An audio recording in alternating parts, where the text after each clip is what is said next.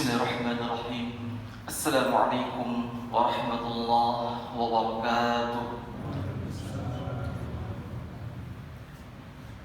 Innal hamdalillah nahmaduhu wa nasta'inuhu wa nastaghfiruh wa na'udzu billahi min shururi anfusina wa min sayyiati a'malina.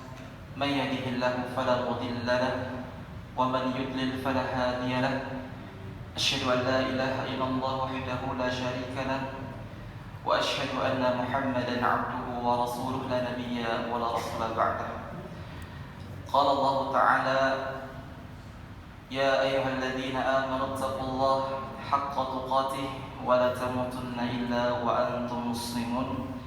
وقال أيضا: يا أيها الناس اتقوا ربكم الذي خلقكم من نفس واحدة وخلق منها زوجها وبث منهما رجالا كثيرا ونساء واتقوا الله الذي تساءلون به والأرحام إن الله كان عليكم رقيبا. وقال أيضا في آية أخرى: يا أيها الذين آمنوا اتقوا الله وقولوا قولا سديدا يصلح لكم أعمالكم ويغفر لكم ذنوبكم ومن يطع الله ورسوله فقد فاز فوزا عظيما. أما بعد. Bapak dan Ibu jamaah Masjid Maulid rahimani wa rahimakumullah. Pertama dan utama tentunya kita bersyukur kepada Allah Subhanahu wa taala atas segala nikmat dan hidayah yang Allah Subhanahu wa taala berikan kepada kita, baik itu nikmat Islam, nikmat iman, nikmat kesehatan, dan tentunya masih banyak nikmat Allah yang Allah berikan kepada kita sebagai hambanya. Dan kita selaku hambanya memiliki kelemahan dalam menghitungnya, saking banyaknya nikmat Allah yang Allah berikan kepada kita. Sebagaimana Allah Subhanahu wa taala berfirman: "Wa in ta'uddu ni'matallahi la tuhsuha." Dan jika engkau menghitung nikmatku, kata Allah, sungguh kau takkan mampu untuk menghitungnya. Kemudian salat dan salam senantiasa kita sampaikan kepada Nabi kita tercinta Nabi Muhammad sallallahu alaihi wasallam, begitu pula kepada keluarganya, kepada para sahabat, kepada para tabi'in, tabi'ut tabi'in, dan kepada orang-orang yang senantiasa meniti jalannya hingga hari kiamat. Bapak dan Ibu jemaah sekalian rahimani wa rahimakumullah, dalam sebuah hadis riwayat Abu Dawud dan Tirmizi dari sahabat yang mulia Abu Hurairah radhiyallahu anhu, semoga Allah meridhoinya, Nabi Muhammad sallallahu alaihi wasallam pernah mengatakan: "La yashkurullah man la yashkurun nas." Tidak dikatakan seseorang itu bersyukur kepada Allah bagi siapa yang tidak tahu terima kasih kepada sesama manusia. Oleh karena jemaah sekalian, kami ucapkan terima kasih yang sebesar-besarnya. Kami ucapkan jazakumullahu khairan, semoga Allah membalasnya dengan kebaikan kepada seluruh jemaah sekalian, terkhususnya kepada para DKM, para pengurus Masjid Maulidiyah yang telah mengizinkan, yang telah memberikan kesempatan kepada kami untuk sedikit berbagi faedah pada subuh yang penuh barokah ini. Dan tentunya jemaah sekalian, duduknya kami di sini sama sekali tidak bermaksud mengajari terlebih lagi menggurui, tidak. Akan tetapi ini di antara bentuk amanah yang diberikan kepada kami selaku mahasiswa semester akhir Ma'had Al-Aiman Pontianak. Dan ini juga di antara bentuk pengemban dari firman Allah Subhanahu wa taala: "Wa dzakir fa inna dzikra tanfa'ul mu'minin." Dan tetaplah memberi peringatan, karena sungguhnya peringatan itu bermanfaat bagi orang-orang yang beriman. Dan ini juga di antara bentuk pengembangan hadis Nabi sallallahu alaihi wasallam, ad-dinun nasihah, agama itu adalah nasihat. Kemudian di hadis lain Nabi SAW juga mengatakan: "Ballighu 'anni walau ayat." Sampaikanlah dariku walaupun satu ayat. Ma'asyiral muslimin rahimani wa rahimakumullah. Insyaallah pada kesempatan subuh barokah ini kita akan mengangkat tema, yaitu meniti jalan kebahagiaan dengan menuntut ilmu agama. Bapak dan Ibu jamaah Masjid Maulid rahimani wa rahimakumullah, siapa di antara kita yang tidak ingin bahagia? Pasti dari kita yang duduk di sini pasti menginginkan yang namanya kebahagiaan. Akan tetapi yang menjadi permasalahannya sebagai umat akhir zaman pada saat ini, salahnya dalam memaknai kebahagiaan tersebut. Sebagian yang lain memaknai kebahagiaan tersebut tatkala ia mendapatkan harta yang banyak. Sebagian orang memaknai kebahagiaan tersebut didapatkan tatkala ia mendapatkan pangkat dan jabatan yang begitu tinggi. Naam, kita katakan itu adalah suatu kebahagiaan. Akan tapi yang diminta oleh Allah Subhanahu wa taala kepada hambanya yaitu mencari kebahagiaan yang hakiki. Sedangkan kebahagiaan dengan harta, kebahagiaan dengan pangkat dan jabatan itu adalah kebahagiaan yang tidak hakiki. Lalu pertanyaannya, apa itu kebahagiaan yang hakiki? Maka berkata Al-Imam Ibnu Qayyim Al-Jauziyah rahimahullah, beliau mengatakan yang dimaksud kebahagiaan hakiki itu adalah kebahagiaan yang berada di dalam jiwa, kebahagiaan yang berada di dalam ruh, kebahagiaan yang berada di dalam hati. Dan Al-Imam Ibnu Qayyim rahimahullah mengatakan kebahagiaan hakiki ini Bapak Ibu didapatkan dengan menuntut ilmu agama. Ma'asyiral muslimin rahimani rahimakumullah. Dengan seseorang itu menuntut ilmu agama, ia akan mendapatkan sangat banyak kebahagiaan di dalamnya. Orang yang menuntut ilmu agama akan mendapatkan sangat banyak yang namanya keutamaan di dalamnya. Sebagaimana di dalam hadis yang telah masyhur di kalangan kaum muslimin, orang-orang yang senantiasa meniti jalannya untuk menuntut ilmu, Allah Subhanahu wa taala akan mudahkan jalannya menuju ke surga. Sebagaimana Rasulullah sallallahu alaihi wasallam pernah mengatakan dalam hadis riwayat Muslim, "Wa man salaka tariqan yaltamisu fihi 'ilman, sahalallahu lahu bihi tariqan ila jannah." Barang siapa yang menempuh suatu perjalanan untuk menuntut ilmu, maka Allah Subhanahu wa taala akan mudahkan jalannya menuju ke surga. Bapak dan Ibu jamaah sekalian rahimani rahimakumullah. Misalnya seseorang itu terjebak oleh kemacetan di tengah jalan yang begitu panjang. Kemudian ada seorang polisi atau seorang petugas yang memberikan khusus jalan baginya agar dia tidak macet di perjalanan tersebut. Dimudahkan jalannya menuju tujuannya. Betapa senangnya orang-orang tersebut, dimudahkan jalannya menuju ke tujuannya karena kemacetan yang berada di tengah jalan. Apalagi kita dimudahkan oleh Allah Subhanahu wa taala, dimudahkan oleh Allah Subhanahu wa taala jalannya menuju ke surga. Maka tentulah kita lebih bahagia dimudahkan oleh Allah Subhanahu wa taala, dimudahkannya kita untuk masuk ke dalam surga. Dan Ibnu Rajab Al-Hambali rahimahullah pernah mengatakan di dalam Jami' Al-Ulum wal Hikam, beliau mengatakan menuntut ilmu agama ini merupakan di antara jalan yang paling ringkas untuk masuk ke dalam surga. Ma'asyiral muslimin rahimani wa rahimakumullah. Nabi sallallahu alaihi wasallam tidaklah diminta oleh Allah Subhanahu wa taala untuk meminta suatu tambahan, melainkan di antaranya untuk meminta tambahan ilmu. Sebagaimana Allah Subhanahu wa taala berfirman, "Wa qul rabbi zidni 'ilman." Ya Allah, ya Rabbku, tambahkanlah kepadaku ilmu pengetahuan. Di sini Nabi sallallahu alaihi wasallam tidak meminta tambahan harta. Dan Nabi sallallahu alaihi wasallam juga tidak meminta tambahan pangkat dan jabatan. Akan tetapi di sini Nabi sallallahu alaihi wasallam diminta untuk meminta tambahan ilmu. Karena apa? Karena ilmu inilah seseorang yang akan sebab menjadi dia dimuliakan oleh Allah Subhanahu wa taala. Sebagaimana Allah Subhanahu wa taala berfirman di Quran surah Al-Mujadilah, "Yarfa'illahu alladhina amanu minkum walladhina utul 'ilma darajat, wallahu bima ta'maluna khabir." Allah akan meninggikan orang-orang yang beriman di antaramu dan orang-orang diberi ilmu beberapa derajat, dan Allah Maha mengetahui apa yang kamu sedang kerjakan. Ma'asyiral muslimin rahimani rahimakumullah. Ilmu inilah yang sebab mengapa Allah memuliakan seseorang. Jika harta itu menjadi penyebab seseorang itu dimuliakan oleh Allah Subhanahu wa taala, maka tentulah Qarun lebih mulia dari kita. Kalaulah pangkat dan jabatan itu yang menjadi seseorang dimuliakan oleh Allah Subhanahu wa taala, maka tentulah Fir'aun lebih mulia daripada kita. Ma'asyiral muslimin rahimani wa rahimakumullah.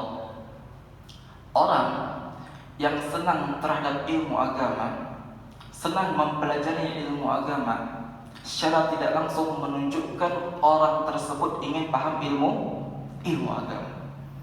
Dan di antara ciri-ciri orang yang dicintai oleh Allah Subhanahu wa taala adalah orang-orang yang senantiasa dipahamkan oleh Allah Subhanahu wa taala ilmu agama. Sebagaimana Nabi sallallahu alaihi wasallam mengatakan, "Man yuridillahu bihi khairan yufaqihu fid din." Barang siapa yang Allah menghendaki kebaikan kepada seorang hamba, maka Allah akan faqihkan, Allah akan pahamkan dia ilmu agama. Ma'asyiral muslimin rahimani wa rahimakumullah. Di dalam hadis ini, man yuridillah, terdapat lafaz man di sini, yang mana dalam bahasa Arab berarti man ini siapa, dan ini lafaznya umum, siapapun dia, baik laki-laki maupun perempuan, baik tua maupun muda, baik fakir maupun kaya, siapapun dia yang Allah inginkan kebaikan di dalamnya, maka Allah akan fahamkan dia ilmu agama. Dan jemaah sekalian rahimani wa rahimakumullah, di dalam hadis ini juga dikatakan man yuridillahu bihi khairan, terdapat lafaz khairan di sini, yang mana khairan ini maknanya adalah kebaikan. Yang mana khairan ini jemaah di sini menggunakan dalam kaidah bahasa Arab dengan menggunakan kaidah nakirah. Yang mana dalam kaidah bahasa Arab nakirah ini bisa diartikan, di antara fungsi nakirah ini menunjukkan sesuatu yang diagungkan, sesuatu yang sangat dispesialkan oleh Allah Subhanahu wa taala. Ini di antara bentuk khairan, lafaz nakirah di dalamnya menunjukkan sesuatu tersebut adalah sesuatu yang bukan hal yang biasa, sesuatu yang sangat diagung-agungkan oleh Allah Subhanahu wa taala. Maka kata para ulama, orang yang diberikan oleh Allah Subhanahu wa taala kebaikan yang sangat besar, kebaikan yang sangat diagung-agungkan oleh Allah Subhanahu wa taala adalah kebaikan dipahamkan oleh Allah Subhanahu wa taala ilmu agama. Dan mafhum mukhalafahnya jemaah, kata para ulama tentang hadis ini, orang-orang yang enggan untuk menuntut ilmu agama, malas untuk menuntut ilmu agama, maka ia terhalang oleh kebaikan yang sangat besar ini, kebaikan yang sangat diagungkan oleh Allah Subhanahu wa taala. Ma'asyiral muslimin rahimani wa rahimakumullah. Dan inti dari ilmu jamaah adalah ilmu yang bermanfaat. Dan ilmu ini jamaah akan menjaga kita. Kenapa? Ilmu akan menjaga setiap gerak-gerik aktivitas kita. Contohnya, orang yang berilmu tentulah dia tidak menggunakan matanya kecuali yang baik-baik saja. Orang yang berilmu tentulah tidak menggunakan mulutnya kecuali yang baik-baik saja. Dia akan mengontrol perkataan ini boleh, perkataan ini tidak boleh. Sebagaimana Rasulullah SAW mengatakan, "Man kana yu'minu billahi wal yawmil akhir falyaqul khairan aw liyasmut." Barang siapa yang beriman kepada Allah dan hari akhir, maka hendaklah ia berkata baik atau diam. Begitu juga orang yang berilmu tidak menggunakan kakinya untuk berjalan kecuali yang baik-baik saja.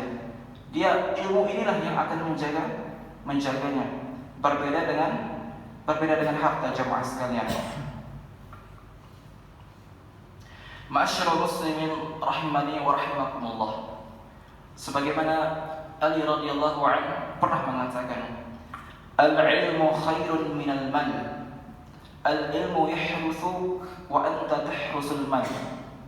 wal malu tunqisuhu an-nafaqah wal ilmu yazku bil infaq. Ali radhiyallahu anhu, semoga Allah meridainya, pernah mengatakan, ilmu agama itu lebih baik daripada harta. Ilmu itu akan menjagamu, sedangkan harta engkau yang mesti engkau jaga. Ilmu itu akan menjagamu, jika harta engkau yang menjaganya. Harta itu bisa berkurang jika engkau nafkahkan, akan tetapi kebalikannya, ilmu itu akan bertambah jika engkau infakkan. Ma'asyiral muslimin rahimani wa rahimakumullah. Tentunya menuntut ilmu agama ini merupakan di antara hal yang sangat dianjurkan, bahkan diwajibkan oleh agama kita. Bahkan para ulama sangat memandang penting menuntut ilmu agama. Sebagaimana perkataan Imam Ahmad bin Hanbal rahimahullah, beliau mengatakan, "An-nasu ilal ilmi ahwaju minhum ila at-ta'am wasyarab. لأن الطعام والشراب يحتاج إليه في اليوم مرة أو مرتين والعلم يحتاج إليه في كل وقت." Kebutuhan manusia terhadap ilmu jamaah itu lebih besar kebutuhannya terhadap makan dan minuman. Karena kebutuhan makan dan minum jamaah itu bisa ditakar 1 hari atau 2 kali saja per hari. Akan tetapi kebutuhan terhadap ilmu, yakni ilmu agama, itu adalah kebutuhannya pada setiap keadaan. Ma'asyiral muslimin rahimani wa rahimakumullah. Dan ilmu adalah ilmu yang bermanfaat, ilmu yang mewariskan amal saleh, ilmu yang melahirkan rasa takut kita kepada Allah Subhanahu wa ta'ala. Dan ilmu ini jemaah bukan sekadar dihafalkan, bukan sekadar dibaca, akan tetapi bagaimana ilmu tersebut bisa melahirkan ketakutan kita kepada Allah Subhanahu wa ta'ala. Sebagaimana Imam Syafi'i pernah mengatakan di dalam Syiar Alamin Nubala, beliau mengatakan, "Al-ilmu ma nafa' laisa al-ilmu ma hufil." Ilmu itu adalah yang bermanfaat, bukan sekadar dihafalkan. Walaupun hafalan itu penting jamaah, akan tetapi itu bukan tujuan utama dalam menuntut ilmu. Tujuan utama menuntut ilmu, bagaimana kita lebih takut kepada Allah, dan tentunya ilmu yang bermanfaat adalah ilmu yang di atas Al-Quran dan Sunnah sesuai dengan pemahaman para sahabat. Jemaah sekalian rahimani wa rahimakumullah, Nabi kita tercinta pernah mengajarkan suatu doa, yakni doa berlindung dari ilmu yang tidak bermanfaat. Nabi SAW mengajarkan sebuah doa, "Allahumma inni a'udzubika min ilmin la yanfa' wa min qalbin la yakhsha' wa min nafsin la tashba' wa min da'watin la yastajabu laha." Ya Allah, aku berlindung kepadamu ya Allah dari ilmu yang tidak bermanfaat, dari hati yang tidak khusyuk, dari jiwa yang tidak puas, dan dari doa yang tidak dikabulkan. Hadis riwayat Muslim. Jemaah sekalian rahimani wa rahimakumullah, sedikit penjelasan tentang doa ini. Doa ini Nabi SAW mengawali doa ini dengan berlindung dari ilmu yang tidak bermanfaat. Min ilmin la yanfa', berlindung dari ilmu yang tidak bermanfaat. Baru setelah itu Nabi SAW berlindung dari jiwa yang tidak khusyuk, jiwa yang tidak puas, dan doa yang tidak dikabulkan. Maka ulama mengatakan, mengapa Nabi SAW mengawali doanya dengan berlindung dari ilmu yang tidak bermanfaat? Disebabkan ilmu yang tidak bermanfaat itu akan melahirkan rasa tidak khusyuk. Ilmu yang tidak bermanfaat itu akan melahirkan rasa jiwa yang tidak puas. Ilmu yang tidak bermanfaat itu akan melahirkan doa yang tidak dikabulkan. Ma'asyiral muslimin rahimani wa rahimakumullah. Dan Nabi SAW juga mengajarkan kepada kita tentang doa meminta ilmu yang bermanfaat. Sebagaimana Nabi SAW mengatakan, Allahumma inni as'aluka ilman nafi'a wa rizqan thayyiba wa amalan mutaqabbala. Ya Allah, sesungguhnya aku mohon kepadamu ilmu yang bermanfaat, rezeki yang baik, dan amalan yang diterima. Ma'asyiral muslimin rahimani wa rahimakumullah. Di dalam kita menuntut ilmu agama, tentunya kita harus bersabar jemaah dan harus membutuhkan usaha. Tidak bisa ilmu didapatkan dengan bersantai-santai. Sebagaimana Yahya bin Abi Katsir rahimahullah, beliau pernah mengatakan, la yustata'ul ilmu birahatil jism.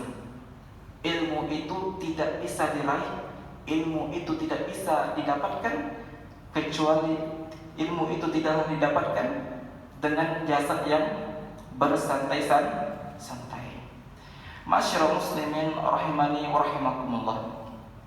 Kemudian sebagai penutup kajian kita pada subuh pagi hari ini, di antara hal yang penting dalam menuntut ilmu agama adalah bagaimana kita istiqomah di dalam menuntut ilmu. Dan istiqomah ini adalah perkara yang sangat penting. Wa'bud rabbaka hatta ya'tiyakal yaqin. Dan beribadahlah kepada Allah dan sembahlah Allah sampai kematian menjemputmu. Maka di sini ada beberapa kiat istiqomah dalam menuntut ilmu, dan tentunya nasihat ini diperuntukkan pertama kali untuk anak pribadi, dan semoga jemaah bisa mengambil faedah dari apa yang disampaikan. Di antara kiat-kiat istiqomah dalam menuntut ilmu jemaah, yang pertama adalah menjaga niat. Dikarenakan perkara niat ini adalah perkara yang sangat ditekankan, dan perkara niat inilah yang menjadi sebab amalan seseorang diterima atau tidak. Sebagaimana Nabi SAW mengatakan, innamal a'malu binniyat. Sesungguhnya setiap amalan itu tergantung pada niatnya. Nabi SAW dalam sebuah hadis mengatakan dari sahabat yang mulia Abu Hurairah radhiyallahu anhu, semoga Allah meridainya, man ta'allama 'ilman mimma yubtagha bihi wajhullah 'azza wa jalla la yata'allamu illa liyusiba bihi 'aradan minad dunya lam yajid 'arafal jannati yaumal qiyamah. Barang siapa yang menuntut ilmu yang seharusnya ia harapkan untuk mencari wajah Allah Azza wa Jalla, namun dia mempelajarinya hanya untuk mendapatkan sedikit dari kenikmatan dunia, maka dia tidak akan mencium bau surga pada hari kiamat. Hadis riwayat Ahmad. Kemudian kiat yang kedua jemaah adalah memperbanyak doa kepada Allah Subhanahu wa taala. Aktsir ad-du'a ila Allah. Memperbanyak doa kepada Allah. Dikarenakan hati ini lemah jemaah. Hati ini berbolak-balik, dan iman ini bisa naik dan bisa turun. Sebagaimana akidah Ahlussunnah meyakini iman itu bisa naik dan bisa turun. Dikarenakan sebagian firqah yang menyimpang itu meyakini iman itu stabil. Akan tapi akidah Ahlussunnah meyakini iman itu bisa naik dan turun. Al-iman yazidu wa yanqus. Iman itu bisa naik dan turun. Yazidu bit ta'ah, naik dengan ketaatan, wa yanqusu bil ma'asi, dan turun karena kemaksiatan. Dan doa ini jemaah adalah senjata bagi kaum mukmin. Kalaulah seseorang itu berperang, berjihad, senjatanya adalah pedang, maka kita orang mukmin tatkala melawan hawa nafsu kita, senjatanya adalah doa. Sebagaimana Rasulullah SAW mengatakan, ad-du'a silahul mukmin. Doa itu adalah senjatanya kaum mukmin. Dan di antara doa istiqomah yang diajarkan oleh Rasulullah SAW adalah ya muqallibal qulub tsabbit qalbi ala dinik. Wahai zat yang membolakkan hati, tetapkanlah hatiku di atas agamamu.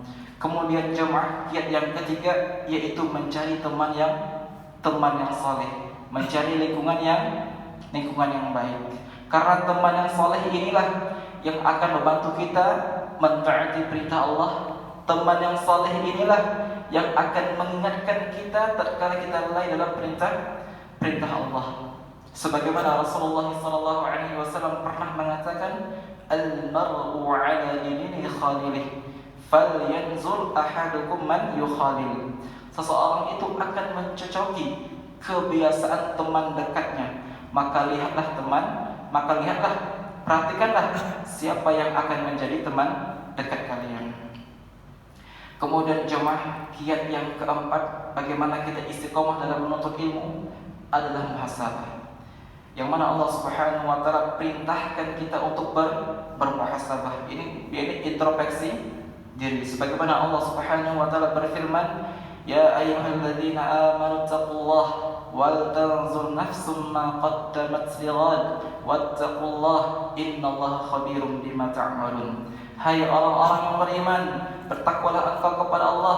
Hendaklah diri ini memperhatikan apa yang telah ia perbuatkan untuk hari esok, yakni hari akhirat, dan bertakwalah kepada Allah. Sesungguhnya Allah Maha mengetahui apa yang kamu kerjakan. Kemudian yang terakhir jemaah, kiat istiqomah agar kita senantiasa istiqomah dalam menuntut ilmu adalah menjaga kesehatan. Karena kesehatan ini sangat membantu kita dalam menuntut ilmu, baik itu menjaga pola tidur, pola makan, dan sebagainya. Seseorang jika sering bergadang, tidak menjaga pola tidurnya, maka ia akan ngantuk-ngantukan ketika dalam menuntut ilmu. Seseorang jika tidak menjaga kesehatannya, tidak menjaga pola makannya, maka ia akan sakit nanti.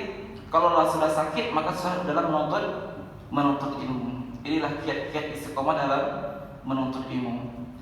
Nah, jemaah, mungkin yang sedikit ini bisa bermanfaat bagi kita semua. Semoga apa yang sedikit ini bisa kita amalkan menjadi pemberat amal timbangan kita di akhirat kelak. Amin amin ya rabbal alamin. Dan jemaah sekalian, kami mohon maaf jika ada kata-kata yang kurang dan bahasa yang kurang berkenan di hati Bapak Ibu sekalian. Kami mohon maaf. Kita tutup dengan doa kafaratul majlis. Subhanakallahumma wa bihamdika asyhadu an la ilaha illa ant astaghfiruka wa atubu ilaik. Wassalamualaikum warahmatullahi